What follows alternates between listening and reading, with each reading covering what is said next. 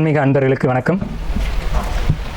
நம்ம இந்த குரோதி ஆண்டினுடைய பொது பலன்கள் அப்படிங்கிறத பார்க்குறோம். திருவாக்கும் செய்கரமும் கைகூட்டும் செஞ்சொல் பெருவாக்கும் பீடும் பெருக்கும் உருவாக்கும் ஆதலால் வானோரும் ஆணிமுகத்தனை காதலால் கூப்புவதும் கை. அதாவது குரோதி ஆண்டு அப்படிங்கிறது தமிழ் வருடங்களில் மொத்தம் 60 ஆண்டுகளில் 38வது ஆண்டாக வரக்கூடிய ஆண்டு.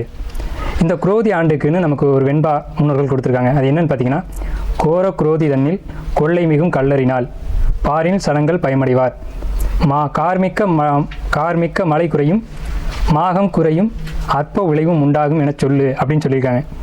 ஸோ இந்த பாடலின் படி என்ன சொல்லியிருக்காங்க அப்படின்னா, குரோதி ஆண்டு, குரோதி அப்படின்னா குரோத எண்ணங்கள் அப்படின்னு அர்த்தம். அதாவது 3 விதமான எண்ணங்கள் இருக்குது. சாத்விக எண்ணம், ராட்சச எண்ணம், தாமச எண்ணம். இதில் சாத்விகம்ன்றது எல்லாருக்கும் பிடிச்ச ஒரு குணம். சிரிச்சுக்கிட்டு சந்தோஷமாக வாழக்கூடிய, யாருக்கும் துன்பம் நினைக்காம நான் தானும் சந்தோஷமாக இருந்து மற்றவங்களையும் சந்தோஷமாக வாழ வைக்கிற குணத்துக்கு பேர் தான் சாத்வீகம் அப்படின்னு பேர்.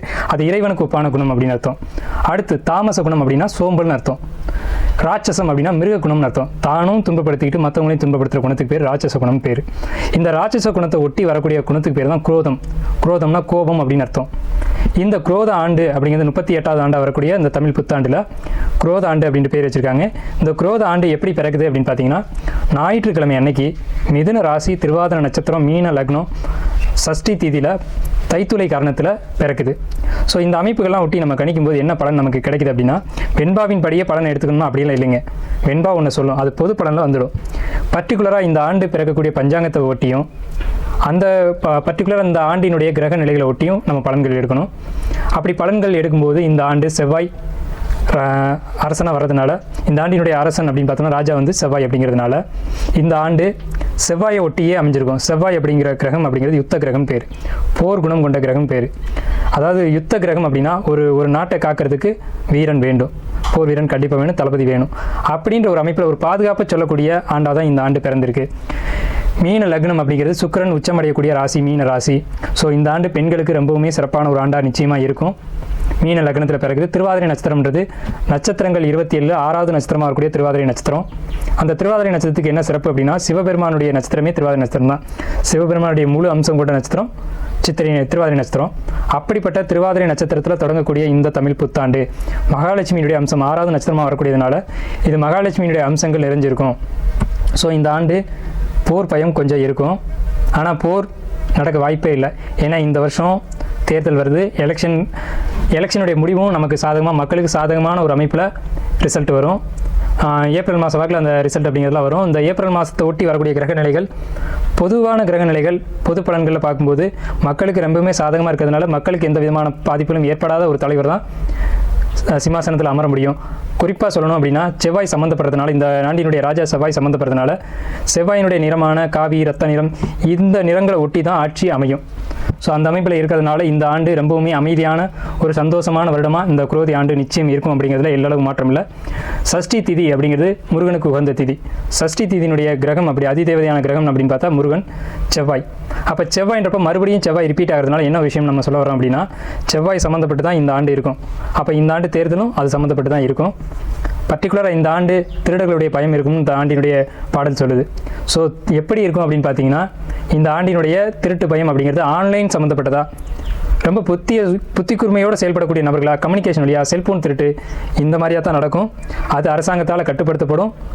நல்ல அரசு ஆட்சிகள் அப்படிங்கிறது மாநில அரசுக்கும் மத்திய அரசுக்கும் ஒரு இணக்கமான சூழ்நிலைகள் இப்போதைக்கு இல்லை. இன்னும் கொஞ்சம் காலத்துக்கு பிறகு தான் அதெல்லாம் வரும். காலங்கள் படிப்படியாக எல்லாத்தையும் மாற்றும். குறிப்பாக பர்டிகுலராக நம்ம எடுக்க வேண்டிய விஷயம் அப்படிங்கிறது, இந்த ஆண்டில் நீங்கள் தெரிஞ்சுக்க வேண்டிய முக்கியமான விஷயம் என்ன அப்படின்னு பார்த்தீங்கன்னா, இந்த ஆண்டு ஆலயங்கள் புதுப்பிக்கப்படும், ஆலயங்கள் புதிதாக கட்டப்படும். கடந்த வருஷம் ஆலயங்களுக்கே சோதனை நடந்தது. நம்ம கஷ்டம்னு சொன்னால் கடவுள்கிட்ட போவோம். கடவுளுக்கே கடந்த ஆண்டு வந்து கஷ்டமாக தான் இருந்தது. பெட்ரோல் குண்டு வீசினதாக இருக்கட்டும், கோயில்கள் இடித்ததாக இருக்கட்டும், அரசாங்கமே கோயில்களை இடித்ததாக தான் ஒரு அபத்தமான ஒரு நிலை. ஸோ அந்த நிலைகள் எல்லாம் இந்த ஆண்டு மாறும். மக்களுடைய ஒரு ஒற்றுமையினால், மக்களுடைய ஒரு, அதாவது செவ்வாய் வந்து பாசத்துக்கும் கிரகம், வீரத்துக்கும் கிரகம். அப்போ மக்கள் எல்லாம் ஒன்று கூடுவாங்க. செவ்வாய் தான் பங்காளிகளுக்கான கிரகம். அப்போ பங்காளிகள், ரத்த சொந்தங்கள் எல்லாம் உணர்வு ரீதியாக ஒன்றுபடும் போது கோயில்கள், ஆலயங்கள் புதுப்பிக்கப்படும், கட்டப்படும். மக்கள்களே முடிவு செஞ்சு தங்களுடைய கோயில்களை கட்டுவாங்க. குறிப்பாக இந்த ஆண்டு அவங்கவுங்களுடைய குலதெய்வத்தை வழிபாடு பண்ணுங்கள். உக்கிரமான தெய்வங்களை எடுத்து வழிபாடு பண்ணுங்கள். அதுதான் ரொம்ப முக்கியம். நம்ம குலதெய்வத்தை விட்டுட்டு நம்ம மற்ற தெய்வங்களை போய் வழிபாடு பண்ணுறதுல எந்த பிரயோஜனமும் இல்லை. உங்களுடைய தெய்வங்கள், உங்கள் வீட்டு தெய்வங்கள், குல தெய்வங்கள் இதை வழிபாடு பண்ணுங்கள். அதுக்கு இந்த குரோதி ஆண்டு ரொம்பவுமே பாசிட்டிவான ஒரு அதாவது சாதகமான ஒரு அமைப்பில் தான் இந்த குரோதி ஆண்டு பிறக்குது. என்ன காரணம் கேட்டிங்கன்னா, செவ்வாய் பலமாக இருக்குது. செவ்வாய் இந்த ஆண்டு 45 நாளுக்கு ஒரு ராசி மாறக்கூடிய இந்த செவ்வாய் இந்த ஆண்டு முழுக்க பார்த்தோம்னா, இப்போதைக்கு ஆண்டு பிறக்கும்போது கும்பராசிலையும் ஆண்டு முடிவு வரைக்கும் பார்த்தோம்னா சிம்மராசி வரைக்கும் அவங்களுடைய பயணம் இருக்கும், செவ்வாயினுடைய பயணம் இருக்கும். இந்த 7 ராசிகளுக்குள்ளே செவ்வாய் பயணிக்கும் போது செவ்வாய் எப்பவுமே நன்மைகளை மட்டுமே செய்யும். ஸோ இந்த ஆண்டு நன்மைகளை மிகுதியாக கொண்ட ஒரு ஆண்டு அப்படிங்கிறதுல மாற்றம் இல்லை. இந்த ஆண்டு சனி கும்பத்தில் இருக்காங்க அப்படின்றதுனால நிற்கப்பட்ட ஆலய வழிபாடுகள் மீண்டும் தொடரும். 30 வருஷம், 40 வருஷம், 50 வருஷமாக நின்று போன குலதெய்வ வழிபாடுகள் இந்த ஆண்டு நிச்சயம் நடந்தே தீரும். அதில் மாற்றமே இல்லை. ஸோ இந்த ஆண்டு அதாவது இறை அனுக்கிரகத்துக்கான ஒரு வருடமாக இருக்குது. குறிப்பாக பழமையான தெய்வங்கள், விட்டு போன தெய்வங்கள் அதெல்லாம் எடுத்து வழிபடக்கூடிய ஒரு ஆண்டாக இருக்குது. நான் மறுபடியும் சொல்கிறேன், பழமையான தெய்வங்கள், பழமையான வழிபாடுகள் இந்த ஆண்டு புதுப்பிக்கப்படும். அதுக்கு இந்த சனி பகவான் கும்பத்திலிருந்து சப்போர்ட் பண்ணுவார். மேஷத்தில் இருக்க குரு பகவான் அதுக்கு உதவியாக இருப்பாங்க. ஏன்னா குரு தான் இறை வழிபாடு, இறை நம்பிக்கை அப்படிங்கிற கிரகம். சனி பழமையான தெய்வங்களுக்கான கிரகம். ஸோ இந்த ஆண்டினுடைய கிரக நிலைகள் எல்லாமே ஆன்மீகத்துக்கு ஏற்ற ஆண்டாக இருக்குது. பெண்களுக்கு ரொம்ப சப்போர்ட்டிவான வருஷமாக இருக்குது. ஏன்னா இந்த ஆண்டு சுக்கிரனுடைய கிரக நிலைகள் இந்த ஆண்டு தொடங்கும் போதே சுக்கிரன் உச்சத்தில் இருக்காங்க. ஸோ அப்போ பெண்களுக்கு ரொம்ப சாதகமாக இருக்கும். பெண் குழந்தைகளுக்கு சின்ன சின்ன பாதிப்புகள் ஏற்பட வாய்ப்பு உண்டு. அது மட்டும் நம்ம ஒரு எச்சரிக்கையாக இறுதியாக சொல்லிக்குவோம். ஏன்னா எதிர்மறையான ஒரு விஷயமா இருக்குது அப்படின்றதுனால கடைசியாக சொல்லணும் அப்படிங்கிறதுக்காக நம்ம கடைசியாக சொல்லியிருக்கோம். பெண் குழந்தைகளை, பர்டிகுலராக குழந்தைங்களை பெரியவங்க, பெற்றவங்க ஒவ்வொரு நிமிஷமும் கவனத்தோடு கையாளுங்க. குழந்தைங்க உங்கள் கண் பார்வையிலே இருக்கட்டும். தொழில், வேலை எல்லாம் முக்கியம்தான். குழந்தைக்கு பிறகு தான் வருமானம் அப்படிங்கிறதெல்லாம். குழந்தைங்களுக்காக தான் நம்ம சம்பாதிக்கிறோம். அதனால் பெற்றவங்க குழந்தைங்களை கைக்குள்ளேயே வச்சு பார்த்துக்கோங்க. ஏன்னா இந்த ஆண்டு குழந்தைகளுக்கு சின்ன சின்ன சங்கடங்கள் நிகழும் அப்படிங்கிறத பட்ட வெளிச்சமாக ஆணித்தரமாக சொல்லிக்கிட்டு இருக்கு. அதுக்கான கிரக நிலைகள் அப்படி இருக்குன்றதுனால நான் உங்களை வேண்டி விரும்பி அதை நான் கேட்டுக்கிறேன். குரோதி ஆண்டு எல்லோருக்கும் நன்மைகள் நடக்க என்னுடைய வணக்கங்களும் வாழ்த்துக்களும். இப்போ இந்த வருடம் குரோதி வருடத்தினுடைய கிரகநிலைகளை ஒட்டி எந்தெந்த ராசிகளுக்கெல்லாம் ரொம்பவும் நல்லா இருக்குது அப்படின்னு பார்க்கும்போது, மேஷம், கடகம், கன்னி, விருச்சகம், மகரம், கும்பம் இந்த ராசிகளுக்கு நல்ல பலன்களையும், ரிஷபம், மிதுனம், துலாம், சிம்மம், தனுசு, மீனம் இந்த 5 ராசிகளுக்கு தீய பலன்களும் நடந்துகிட்டு இருக்குது. தீய பலன்கள் அப்படின்னா தீமையான பலன்கள் அப்படின்னு அர்த்தம்ல, நார்மலாக இருக்குது. இவங்க கொஞ்சம் கவனமாக இருக்கணும் அப்படின்னு அர்த்தம். குரோதி வருஷத்தினுடைய தனுசு ராசி பொது பலன்கள் இதை நம்ம பார்க்குறோம். இந்த குரோதி வருஷத்தில் வருட கிரக நிலைகள் என்ன மாதிரி இருக்குது, அந்த வருட கிரக நிலைகள் தனுசு ராசிக்கு என்ன விதமான பாதிப்புகளை ஏற்படுத்துது, என்ன சம்பவங்கள்லாம் நடக்கும், எதெல்லாம் எச்சரிக்கையாக இருக்கணும் அப்படிங்கிறத நம்ம இந்த வீடியோவில் பார்க்குறோம். தனுசு ராசிக்கு ராசிநாதனான குரு பகவான் இப்போ ராசிக்கு 5ஆம் வீட்டில் மேஷ ராசியில் இருக்காங்க. மே மாதம் 1ஆம் தேதி, அதாவது வருஷம் பிறந்ததுக்கு ஒரு 15 நாளைக்கு பிறகு மே 1 அன்றைக்கு ரிஷப ராசிக்கு, அதாவது ராசிக்கு 6ஆம் வீட்டில் சஞ்சரிக்கிறாங்க. அப்போ ராசிக்கு 6ஆம் வீட்டில் குரு பகவான் சஞ்சரிக்கிறது ஸ்தானபலம் இல்லை அப்படின்ற ஒரு அமைப்பில் இருக்காங்க. அப்போ 6ஆம் வீட்டில் இருக்கக்கூடிய குரு பகவான் தன்னுடைய 5ஆம் பார்வையாக ராசிக்கு 10ஆம் வீட்டை பார்த்து, தன்னுடைய 7ஆம் பார்வையாக ராசிக்கு 12ஆம் வீட்டை பார்ப்பாங்க, தன்னுடைய 9ஆம் பார்வையாக ராசிக்கு 2ஆம் வீட்டை பார்ப்பாங்க.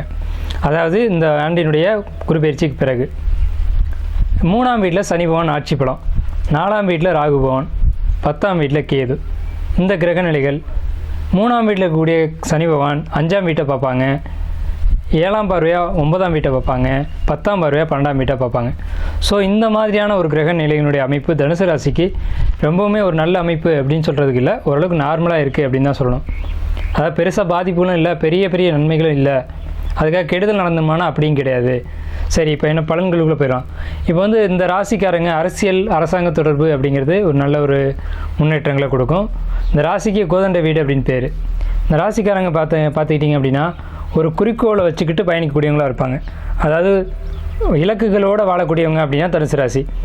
இலக்கற்ற ஒரு தன்மையில் இருக்க மாட்டாங்க. ஒரு குறிக்கோளுக்காக என்ன காரணத்துக்காக வாழ்கிறோம் அப்படின்றது தெரியும். ஸோ அந்த மாதிரி அமைப்பில் இருக்கக்கூடிய அரசியல்வாதிகளுக்கு நல்ல ஒரு முன்னேற்றம் அப்படிங்கிறது இந்த ஆண்டு இருக்குது.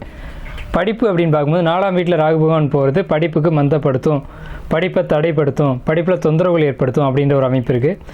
இந்த தனுசு ராசிக்காரங்களுடைய உடல் ஆரோக்கியம் அப்படின்னு பார்க்கும்போது ஏதாவது சின்ன சின்ன தொந்தரவுகள், சளி, மார்பு சம்மந்தப்பட்ட பாதிப்புகள், அதே மாதிரி வயசானவங்களை அந்த அட்டாக்கு, இது மாதிரியான தொந்தரவுகளை சொல்லக்கூடிய அமைப்பாக அந்த குரோதி ஆண்டே இருக்குது. ஸோ தனுசு ராசியை பொறுத்த வரைக்கும் உடல் ஆரோக்கியத்தில் கொஞ்சம் கவனம் தேவை அப்படிங்கிறத நம்ம சொல்கிறோம். 3ஆம் வீட்டு சனி பகவான் 5ஆம் வீட்டை பார்க்குது அப்படிங்கிறதுனால உங்களுக்கு முயற்சிகள் அப்படிங்கிறது கொஞ்சம் தடையாகிறதுக்கான வாய்ப்புகள் உண்டு. அதனால் ஒரு முறைக்கு 2 முறை முயற்சிகள் எடுக்கணும்.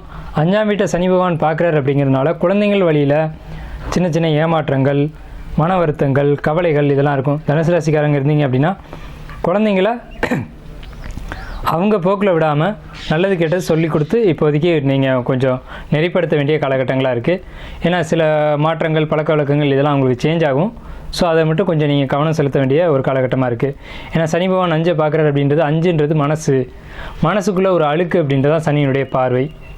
அடுத்து 9ஆம் வீட்டில் சனி பகவான் இப்போ பயணிக்கிறாங்க அப்படின்றதுனால தந்தை வழிகளில் தந்தைக்கு உடல் உபாதைகள், தந்தைக்கு மனசஞ்சலங்கள், அவங்க ஒரு வெளியில் போகிறது வர்றது அப்படின்றதுலலாம் கவனமாக இருக்கணும் அப்படிங்கிற மாதிரியான ஒரு அமைப்பு தான் இந்த தனுசு ராசிக்கு இந்த வருட கிரக நிலைகள் அப்படின்றத சொல்லுது.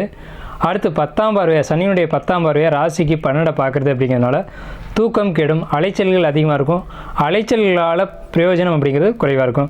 ஸோ தேவையற்ற பயணங்களை தனுசு ராசி இந்த நேரத்தில் குறைச்சிக்கணும். பயணங்கள் தேவைதானா அப்படிங்கிறத செக் பண்ணிவிட்டு போகணும் வரணும் இதெல்லாம் பார்த்துக்கணும். ஸோ அலைச்சல்கள் அதிகமாக இருக்கும், பயணங்கள் கெடும், பயணங்கள் தூக்கமின்மையை கொடுக்கும், தேவையற்ற கனவுகள் அச்சம், உடல் உபாதைகள் இதெல்லாம் கொடுக்கக்கூடிய ஆண்டாக இருக்குது. ஸோ இவங்களுக்கு பார்த்திங்கன்னா கேதுவுடைய பார்வை 12ஆம் இடத்துல பார்க்குறது அப்படின்றதுனால என்ன இருந்தாலும் ரிஷிகள், சித்தர்கள், ஞானிகள் இவங்களுடைய வழிபாடுகள் ரொம்பவுமே ஒரு பெரிய சப்போர்ட்டை கொடுக்கும். இவங்கள மனசார ஆத்மார்த்தமான வழிபாடு பண்ணிக்கிட்டீங்க அப்படின்னா மிகப்பெரிய ஒரு வெற்றி அப்படின்றது உங்கள் ராசிக்கு உண்டு. தனுசு ராசி அப்படின்னு சொல்லிட்டாலே குலதெய்வ வழிபாடு ரொம்ப முக்கியம். ஏன்னா தனுசு ராசிக்கு 9 கூடியவனா சூரியன் சிம்ம வீடு வரும், 9ஆம் வீடு சிம்ம வீடு வரும். அப்போ தனுசு ராசிக்கு பரிகாரம் அப்படின்னு எடுத்துக்கிட்டிங்கன்னா குலதெய்வ வழிபாடு, சிவப்பு நிறங்களை பயன்படுத்துறது, ஆரஞ்சு நிறங்களை பயன்படுத்துது. ஏன்னா சூரியன் உதிக்கக்கூடியது ஆரஞ்சு கலரில் தான் உதிக்கும். அப்போ சூரியனை வச்சு நம்ம பரிகாரம் தேடிக்கணும் அப்படின்னா ஆரஞ்சு நிறங்களை துண்டுகளாகவோ போர்வைகளாகவோ பயன்படுத்திக்கலாம். அதே மாதிரி நெத்தியில் திலகம் ஆரஞ்சு நிற திலகங்களை அணிஞ்சிக்கலாம். ஸோ இது இந்த ஆண்டு முழுக்க உங்களுக்கு ஒரு நல்ல மிகப்பெரிய ஒரு வெற்றியை கொடுக்கும். தோல்விகள் எதுவும் இருக்காது இந்த மாதிரி பரிகாரங்களை நீங்கள் தேடிக்கும்போது. அடுத்து பார்த்திங்கன்னா கணவன் மனைவி உறவு அப்படின்றது கொஞ்சம் இடர்பாடுகளை கொடுக்கும், கருத்து வேறுபாடுகள் இருக்கும், குடும்பத்தில் சின்ன சின்ன சிக்கல்கள் பிரச்சனைகள் இருக்க தான் செய்யும்.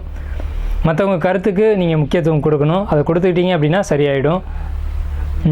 உங்களுக்கு உடல் ஆரோக்கியத்தில் கவனம் அப்படின்ற சொல்லிட்டோம். குழந்தைகள் வழியில் சின்ன சின்ன சங்கடங்கள் இருக்கும், உடல் உபாதைகள் பெருசாக இல்லை ஆனால் சின்ன சின்ன தொந்தரவுகள் இருக்குது. தந்தை வழியில் நீங்கள் கவனமாக இருக்கணும் அப்படிங்கிறத சொல்லியிருக்கோம். தொழிலில் உங்களுக்கு இடர்பாடுகள் இருந்தாலும் சரியாகும். ஏன்னு கேட்டிங்கன்னா 6ஆம் வீட்டில் இருக்க குரு பகவான் 10ஆம் வீட்டை பார்க்குறாங்க. அப்போ தொழில்கள் உங்களுக்கு கை கொடுக்கும், தொழில் நல்லபடியாக இருக்கும். என்ன தொழில் செய்கிறீங்க அப்படின்றது முக்கியம். வியாபாரம் இந்த மாதிரியான விஷயங்கள் பண்ணுறவங்களுக்கு கமிஷன் பேசிக்கில் நீங்கள் தொழில் பண்ணுறீங்க அப்படின்னா பெரிய ஒரு வளர்ச்சி குரோத் இருக்கும் இந்த குரோதி வருஷத்தில். மற்ற தொழில்கள் அதாவது புரோக்கரேஜ் தொழில் இதெல்லாம் நல்லாயிருக்கும். ஜோதிடம் சார்ந்த தொழில்கள், ஆன்மீகம் சார்ந்த தொழில்கள் இந்த தனுசு ராசிக்கு இந்த ஆண்டு நல்லா இருக்குது. 10ஆம் வீட்டை குரு பார்க்குறாரு அப்படின்றதுனால நல்லாயிருக்கு. லாபம் கொஞ்சம் குறைவாக தான் இருக்கும், ஆனால் தொழிலில் நிம்மதி அப்படிங்கிறது தனுசு ராசி குரோதி ஆண்டில் இருக்குது. ஸோ நம்ம சொன்ன பரிகாரங்கள் எடுத்துக்கோங்க. உங்களுக்கு அதிர்ஷ்டமான எண் அப்படின்னு பார்த்தீங்கன்னா 1ஆம் எண் இந்த ஆண்டு குரோதி வருஷத்தில் 1ஆம் எண், 10ஆம் எண், அதே மாதிரி உங்களுக்கு 5 இந்த மாதிரியான எண்கள்லாம் உங்களுக்கு அதிர்ஷ்டத்தை கொடுக்கும். வெள்ளை நிறம் அல்லது ஆரஞ்சு நிறம் இந்த 2 நிறங்களும் தனுசு ராசிக்கு அதிர்ஷ்டத்தை கொடுக்கும். ஸோ தனுசு ராசிக்கான பொது பலன்கள் இதுதான் உங்களுக்கு இந்த குரோதி ஆண்டில். நன்றி, வாழ்த்துக்கள்.